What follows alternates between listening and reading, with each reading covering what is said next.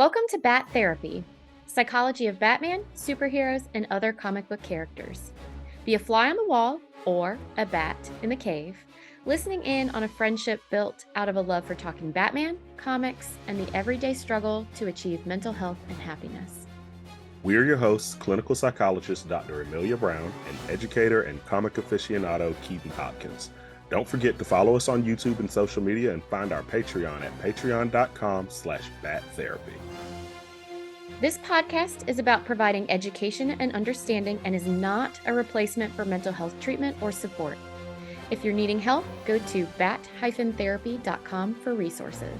I am excited to talk about X-Men that isn't related to The Last Stand. So first and foremost, we're talking about X-Men Evolution today, which I absolutely love that show. I watched it on the WB in the afternoons when I came home from school. I feel like it's a disservice anytime I bring up X-Men and don't bash the hell out of X-Men The Last Stand, because it's one of the worst movies I've ever seen. Well, fortunately, X-Men Evolution had nothing to do with that. It's a great show. Long before. I loved that show. Actually, I'm pretty sure this is true. I think it was my introduction to X-Men.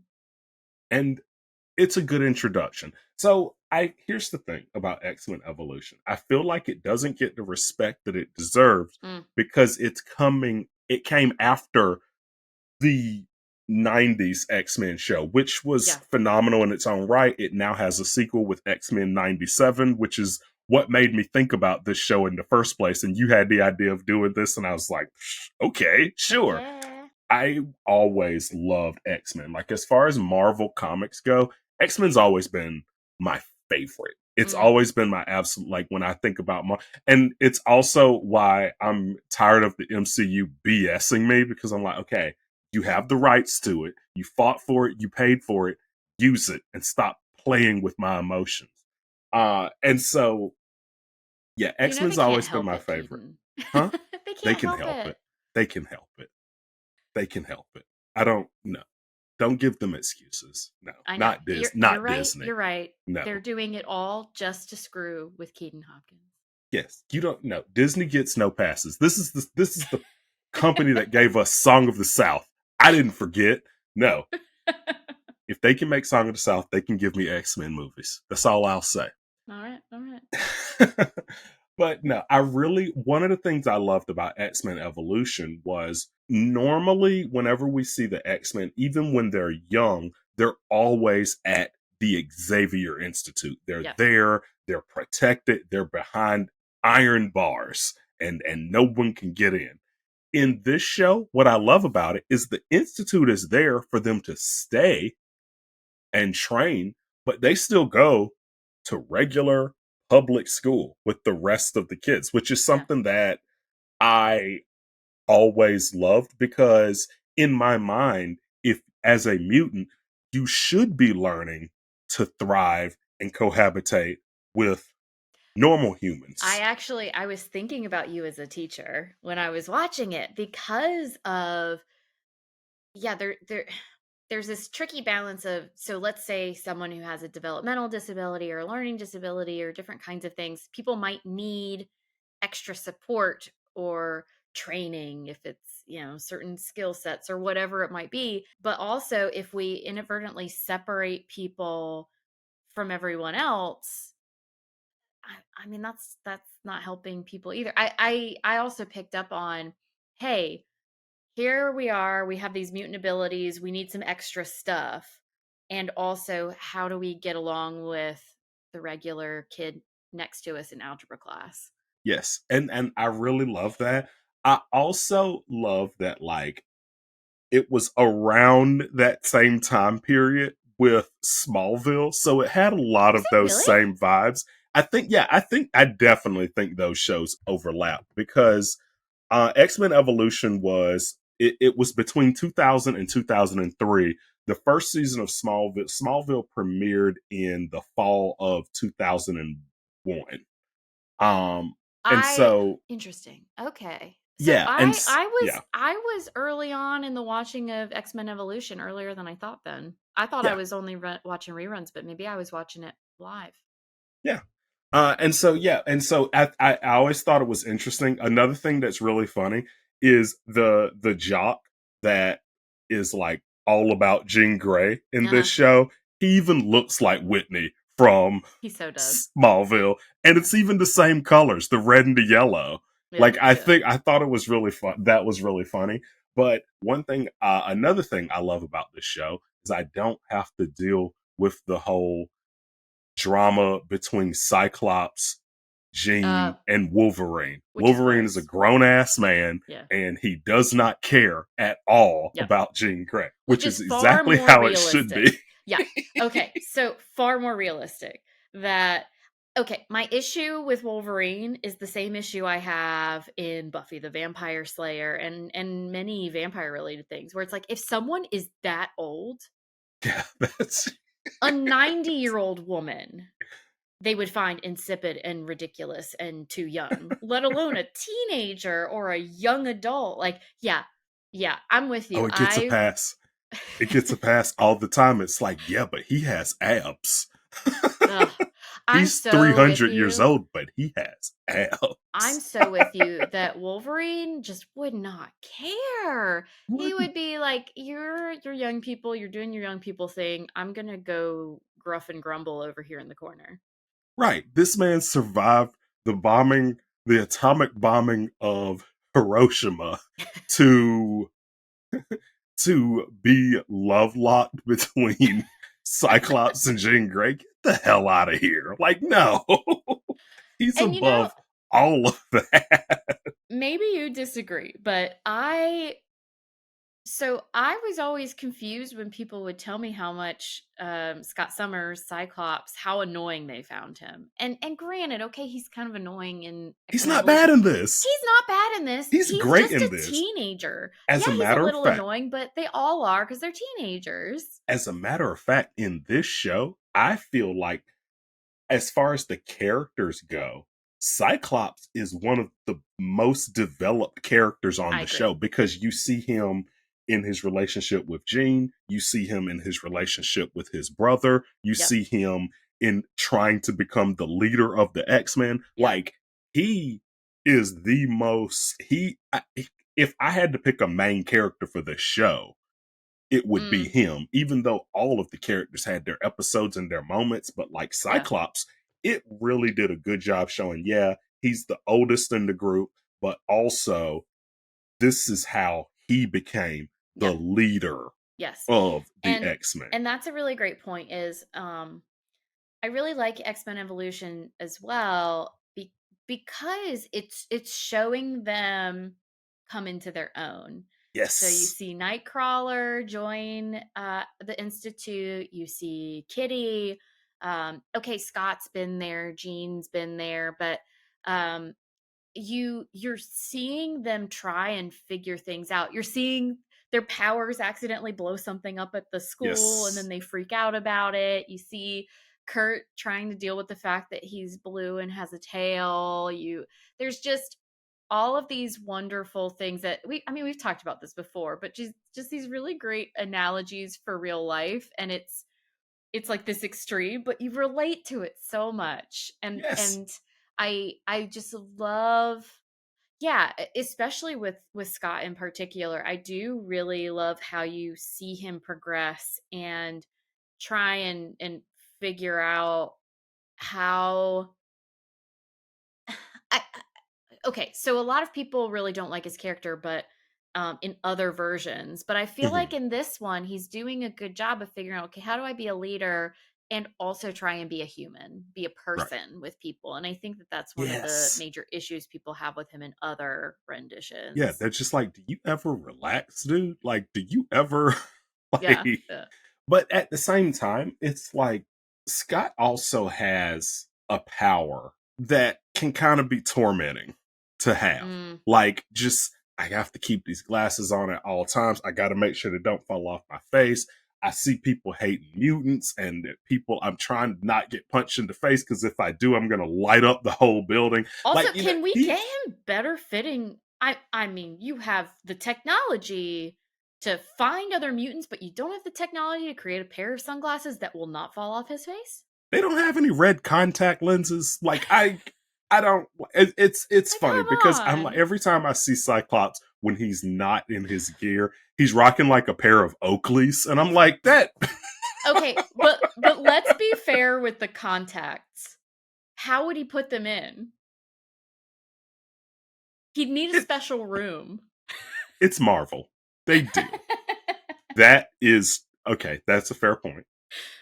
But yeah, you're right. So for him, yeah, and there's a few scenes where he's getting his glasses put back on, and then you see through everything's in red. He doesn't get to see the colors of the world, and but you know what you're describing, what it reminds me of more, and someone who deals with it even more intensely is Rogue. I Yes. love what they do with Rogue's character in this show too. So his Yes. character, love what they do there. Also Rogue's character. And they actually show them bonding in certain ways. And I wonder if that's part of it is they both in some ways have to have a filter. He has to have a filter with his eyes. She has to have a filter for her skin.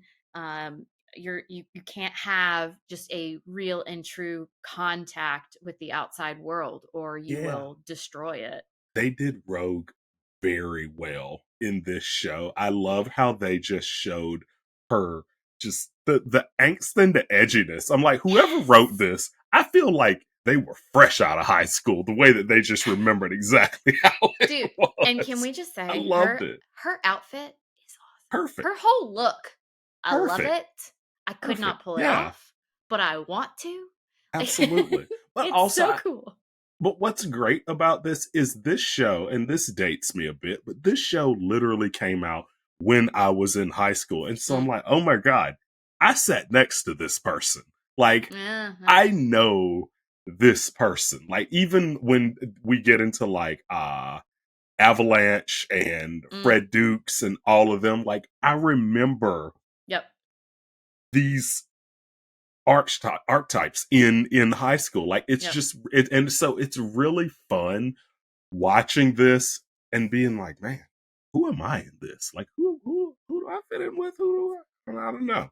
I don't know. Mm. But I also love how they give every character their fitting in moment, specific in this Yes. first season, because it's like Nightcrawler shows up, they give him his watch that makes him look like a regular human, which he absolutely loves. But I love how Professor X is very clear that it's meant for people who struggle, and he's essentially saying like, I know giving this to you makes it seem like I'm not okay with you, and we're very much okay with you here, and we want you to be safe out there. And I feel, um yeah, yeah, and I feel that's like he even makes a interesting. point of being like, you don't need to use that while you're here. Yeah, it is like he's another one where you have to put a lens on everything, Yeah, so he has to hide what he looks like. It's the image of himself. And I have to that's a tough one though for someone like Kurt, where um you you have Professor X sending all these great messages to all the kids, and then Kurt has to wear an image. He has to fake it, what he looks like, who he is. And so there are things where you're like, Xavier is putting on a glossier face than is really there. And over time, the kids seem to catch on more and more to that. and the thing is, I think I give what I will say about Professor X with this Nightcrawler situation is he makes such a strong point of literally the only reason I do this is to protect you, because I have to give you this because I want you to still be able to go out into the world and do all the regular things that everyone does. But I'm reading minds here. I know these people aren't ready, Yeah. right?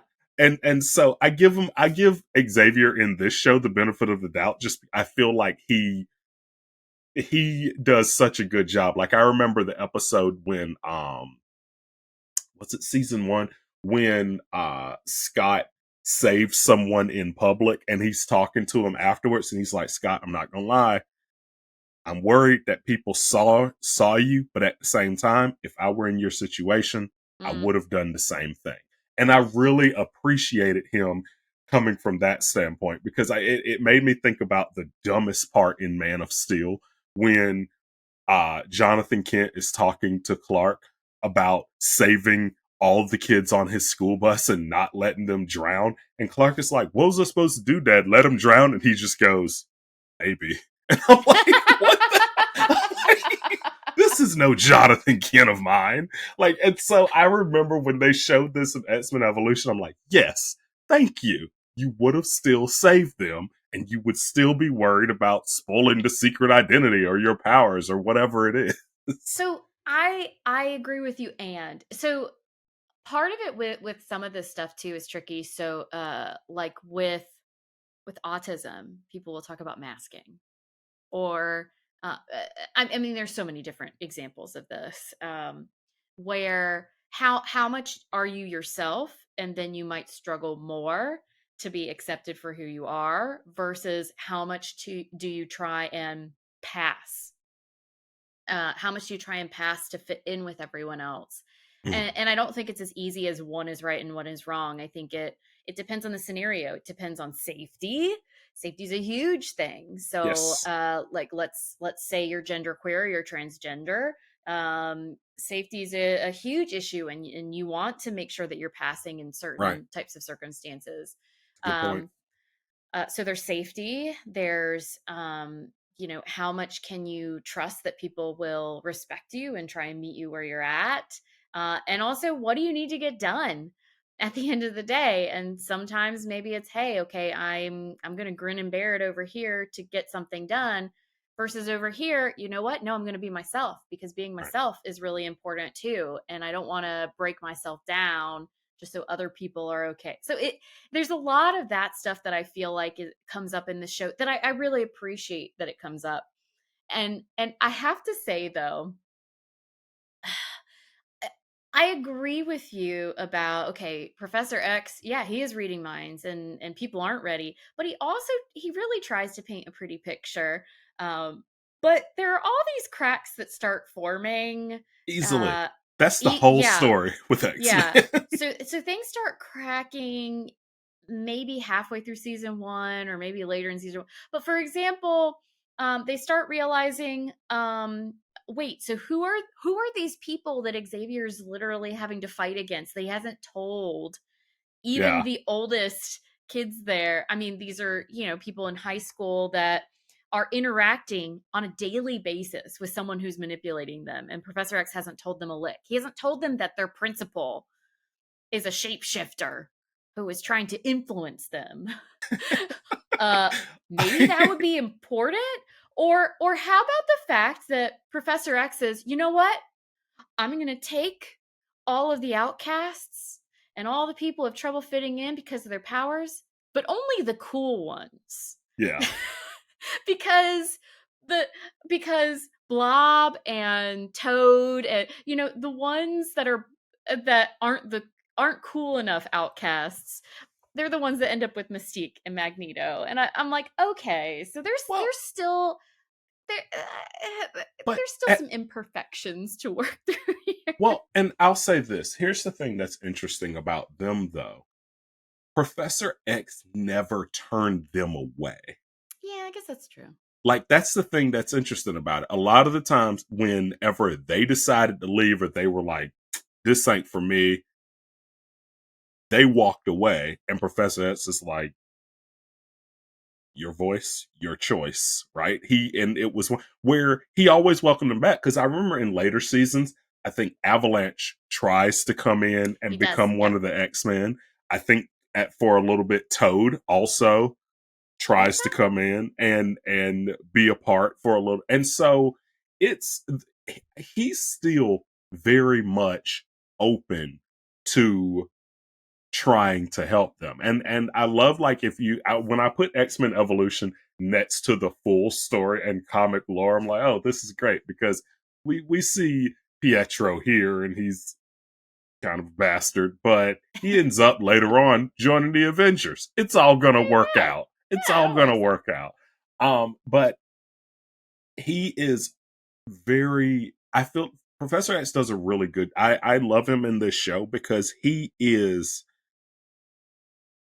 not a central character in this show. We Mm, see him when yep. we need to, but he's not always there looking over their shoulder. This Professor X, in my opinion, trusts the kids more than some of the other Professor X's that we've seen Yeah. in He's in still, the past. I mean, I mean, he's he's still still got him. his, he's still him. And there's a little Dumbledore-ness going on, where it's like the kids can figure it out. Don't put that on him. He's not. Why He's not. not?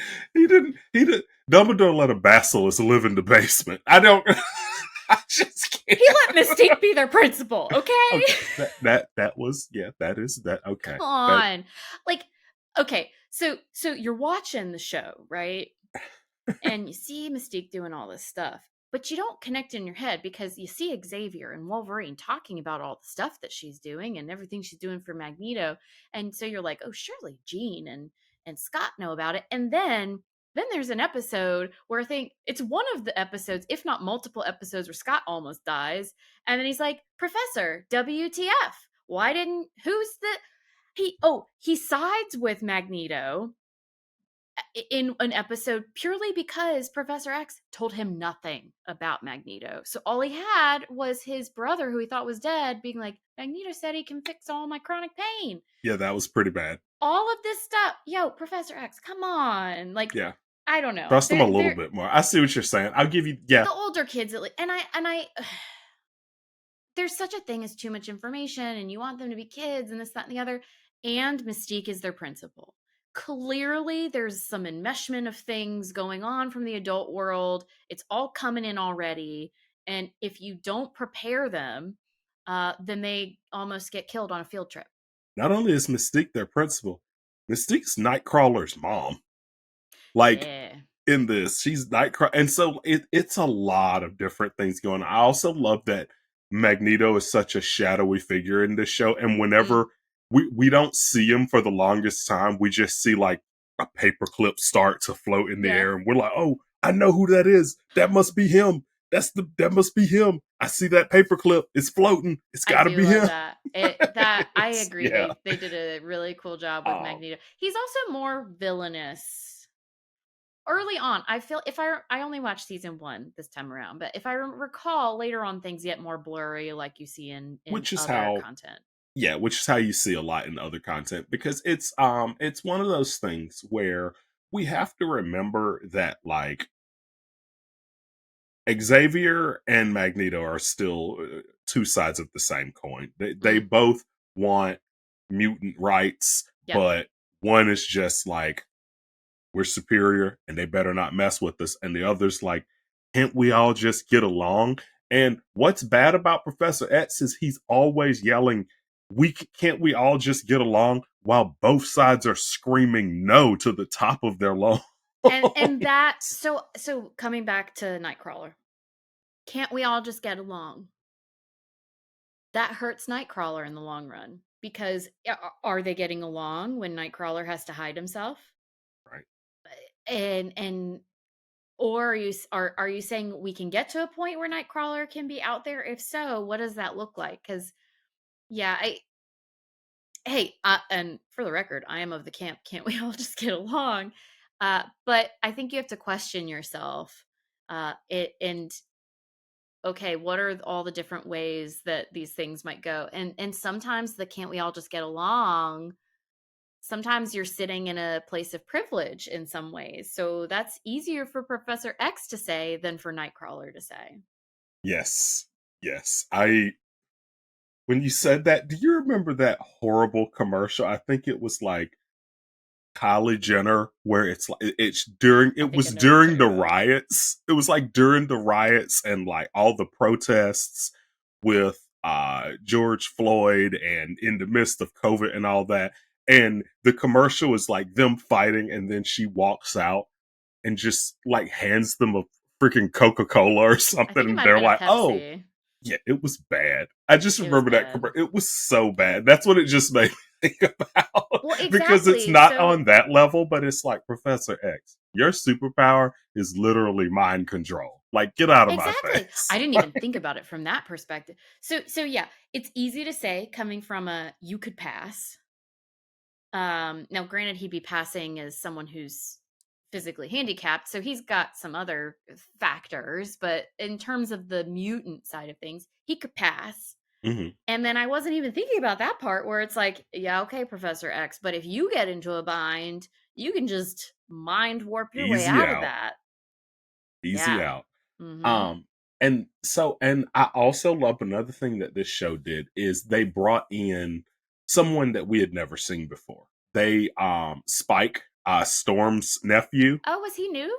Yes, he was new. He was not Oh, yeah, he I was love his character. He's yeah, so Spike he great. so yeah, he was a new addition, and so when he came on, it was a very interesting perspective because it was coming from I'm the popular kid Mm. at my school. I'm And the he was from cool New York, somewhere in New York City too. So yeah, he's a city I'm kid too. yeah, I'm the popular cool city kid that suddenly has to deal with a power that is another one that isn't visually pleasing to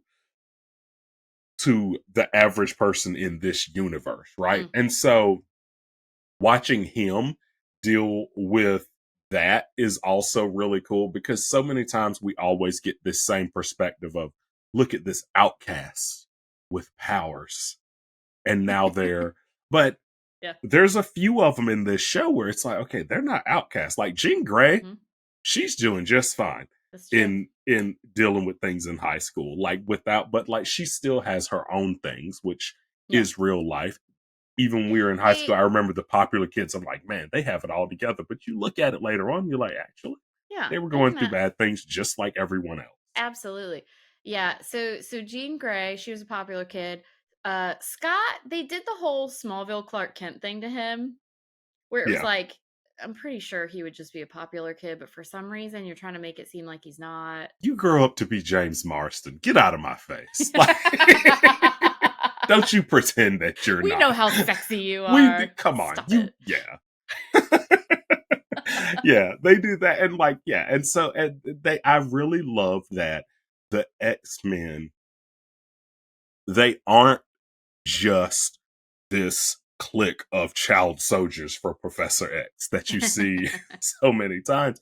They are regular kids that all have their own groups. Like they all Yeah. have separate friend groups, which is I do something that love I that. I, I really really like. And of course, Yeah.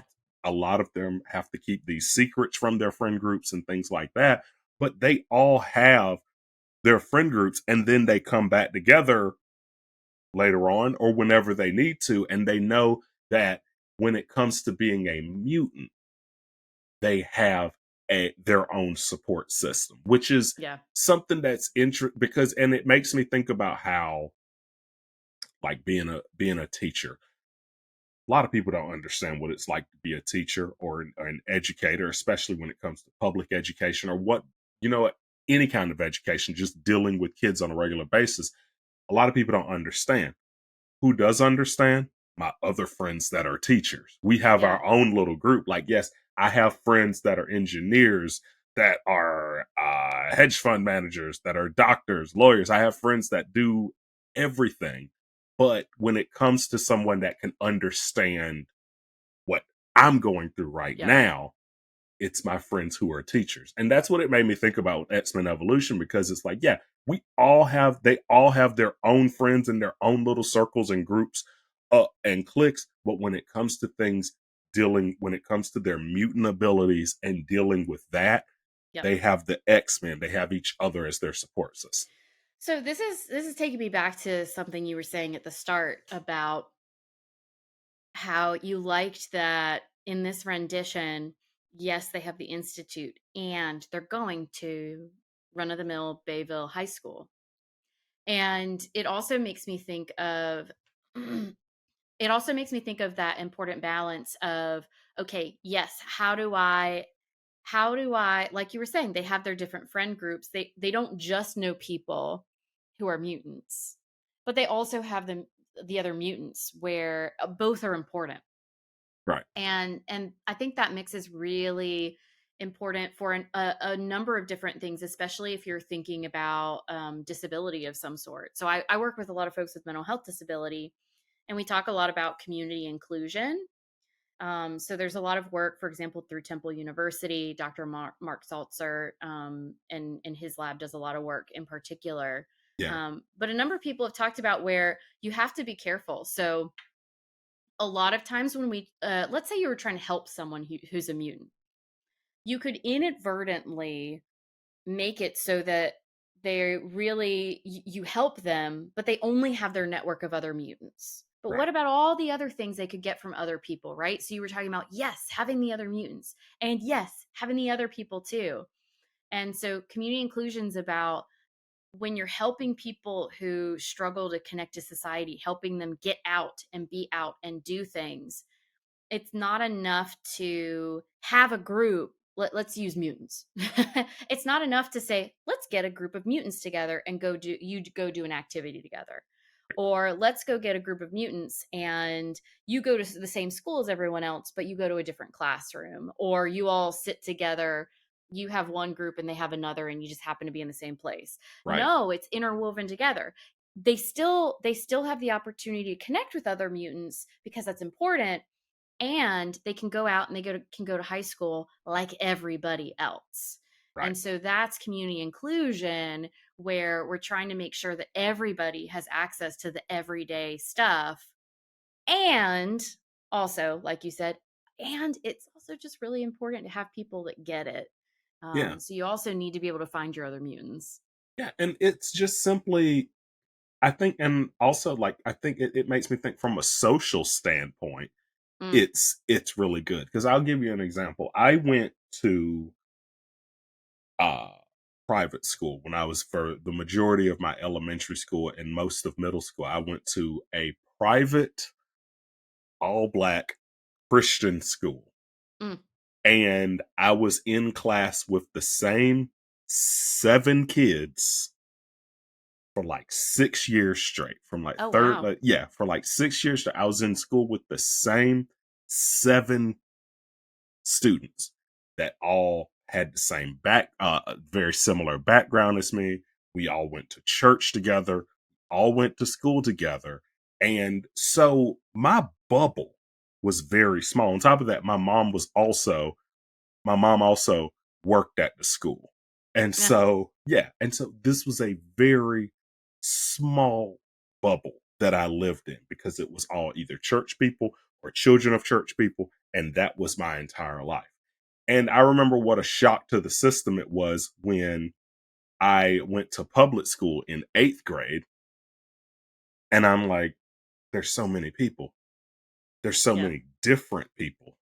Like that person just said they don't believe in God. Oh my God, what? That's crazy. I didn't know that existed. And part of it is, and I'm gonna bring it back to X-Men here.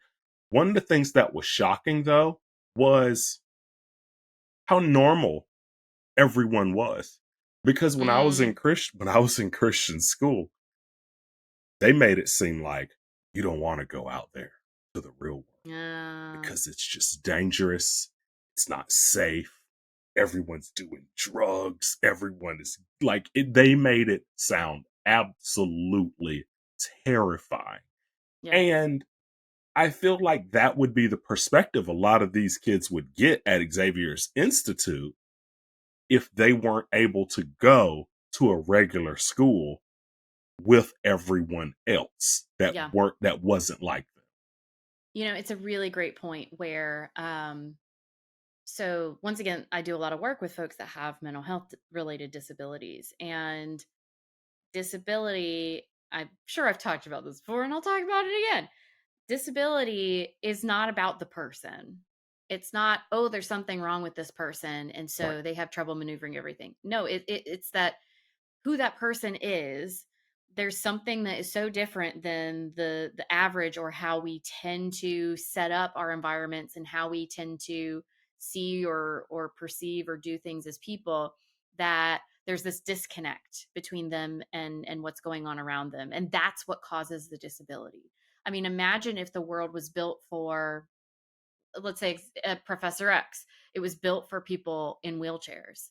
There'd be a lot of things where actually, if you weren't in a wheelchair, maybe things would be harder because of how things are, how low or high things are, or, just how the setup is. Different people would have more problems. Right. So it, a lot of the work that I do, I totally agree with you that it's not just about helping that person tweak their environments and find the environments that are fit for them. But if we're talking about this community inclusion thing, it's also about making sure the rest of us are trying to adapt and are aware, and making sure everybody's allowed to find their fit, and that we're making space for one another. And part of that is just acknowledging we're all human, and some people might need a little bit more of an adjustment in your quote unquote everyday place or space. Other people might need less adjustments, but we all need some sort of adjustments for who we are as a person. And I totally agree with you that if we're separated from each other, and I'm going to use this very purposely, if we're segregated from one another, as you and I know in the history of our country, that causes a lot of problems. Yes. And I also don't want to undersell how difficult it is to be inclusive in an effective way. So just like them going to high school might have done something similar to what your experience was, where, hey, these are people, they're not that scary, there are good people out here. Let's not forget about who joins Magneto. He gets the less cool versions of the X-Men, essentially, right? The mutants that are even more of outcasts. They're more Right. likely to actually have been treated very cruelly in one way or another. And so when we try and do community inclusion, but it's not, come back to safety, when it's not a safe place, or it's not a respectful place, or it's not a place that is open to trying to understand and adapt, in some ways it could end up causing some additional harm. So then Right. there's that piece too. Right. Absolutely. And I love that you mentioned how they all have like time to find their place, Mm, because that's something that also happens here. Everyone that we know ends up becoming one of the X-Men, they're not initially there. Like Rogue is one of them where it's like yeah. it takes her a Hmm. little while before she's like, okay, I think y'all are my people. I'll go. But even after she goes, she's like, I'm still myself. Like Yep. I'm not completely sold yet, but I know that this is better than being over there. And I know that as far as from a safety standpoint, I'd be more okay here than I would there. And in defense of Professor X, coming back to some things that you said, I think that shows that it's a good environment where they were open to that. And even when she joined them, there was, I forget what the conversation was. I think right around there was some discussion. I think they were realizing all of the players, and how, wait a minute, our principal is who and what now. Right. And so all the kids are talking to Professor X about what they want. And I think it was Kitty actually, or maybe Professor X, or both of them, actually turned to her and asked Rogue what her thoughts were, and she was like, "Well, I'm new here. It's not my place." And they were like, "Yeah, it is." And that's a really good sign of one of those places that can bring on that inclusion. Is, hey, um, we want to hear from everybody, and not everyone's going to be comfortable, and not everyone's going to love everything that's going on, and that's okay. Let's just listen to each other, and everybody's feeling it out at their own pace, and we'll just figure it out as we go. And Right. keeping in mind we're all doing the best we can. And so I think that using her character moving through and in between the different groups was a really great way to see actually the really great way that all these kids at the institute, how they were Hmm. connecting to each other and supporting each other. And I really liked that. And the adults, they were doing the best they could. I suppose they weren't he didn't go full Dumbledore. Right. No, he didn't. He did. He did a little. He didn't put it all on them. He would. He He helps. he does. He does help. He helps. It's Um, fine. uh, He sends Wolverine. There are now, adults involved. now I'll tell you who doesn't. The rest of the school staff. Like, yes, I know that Mystique is their principal, but like Toad does not hide that he is a mutant at all. That is He's true. he's hopping around, eating bugs, has like a 10-foot tongue, and there's not a single social worker that's just like, did y'all? Are we just gonna? Not Does to he mention, does if he you know see about the free lunch program? Like I would have at least that's had like true. The lunches, also dental wise, definitely looks like he's not being taken care of. That's a really right. great Right. point. And also, yeah, and I know a lot of that is probably Mystique covering up things because the brother, like, Oh, all of them all live in the house together with no supervision except for Mystique when she's there. But it's one of those things where I'm just like, out these these kids outside of their mutant abilities still have regular problems that normally hmm, would be looked into, especially in a that's a great public point. school. And it just kind of flies. It's like, okay, uh Fred Dukes just destroyed the cafeteria. He gonna get suspended? Like, what happens there? Like, they don't really Or they gloss over that quite a bit. talk about someone who could use some therapy. That guy has been through a Yes. lot and is Yes. does some really scary. I mean, okay, you've got a high school kid who literally kidnapped someone because he didn't know how to care for someone and have them care for him Yeah. in a healthy way. Yeah. Yeah, there's definitely some kids that could use some help. And okay, Mystique, the principal, whatever, but someone should report that school. That was a great point. Right. It's a lot of stuff there going on that Hmm.